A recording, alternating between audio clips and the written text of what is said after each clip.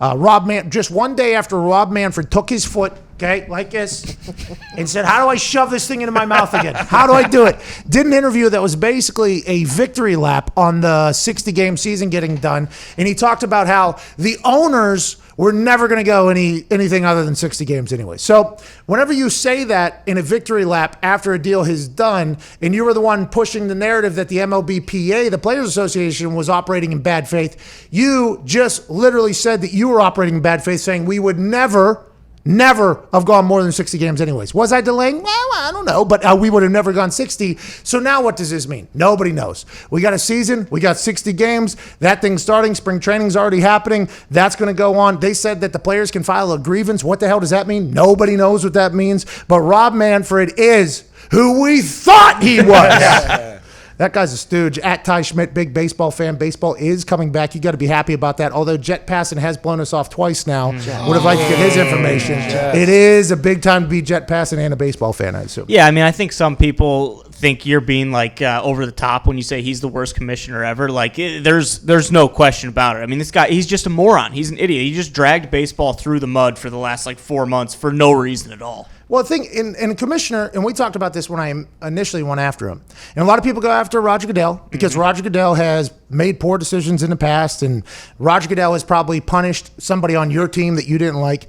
But when you listen to Roger Goodell talk, that dude is a polished speaker. He has that ability that only a very few amount of people have, where he can talk for so long and say nothing and make it sound as if a lot is going on. That is a big part about being a commissioner, because as a commissioner, you're literally sitting out there as a shield to the owners. You are just sitting there taking it, boom. You might be the messenger from what all the owners are saying, but there's a way to deliver your message in a fashion that doesn't just ruin your sport. I thought Rob Manfred, let alone the piece of metal comment about the commissioner's trophy, which is the championship in the MLB, and the way the whole thing.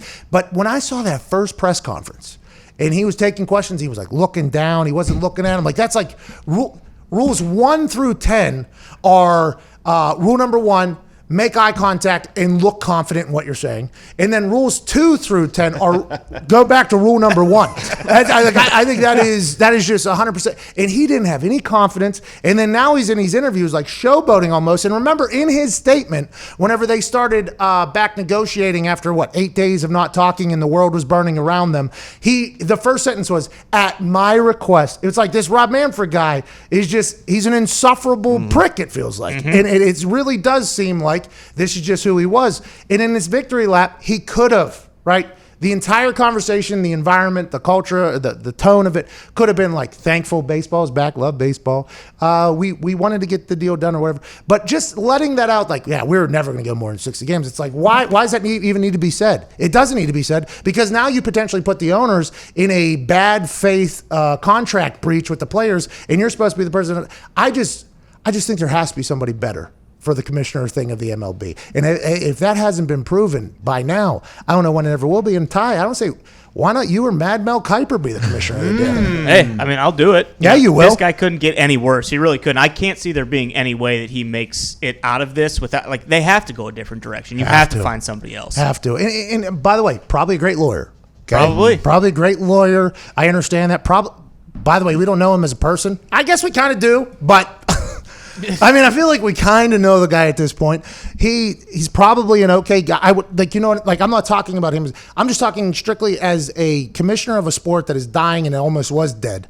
He seems to be the worst person that you would want out there. Okay, how do we make this sport worse? Let's make the most hateable guy our commissioner. It's well, that's just not what the commissioner's supposed to be. He's supposed to be in his basement eating M&Ms on his chair that he's been in for 35 years. Hell yeah! Hell yeah! Hell yeah! And Jeter came out and said that there's no trust between the players and the owners. And Manfred coming out and say this is not going to help that at all, especially with the new CBA negotiations coming up next season.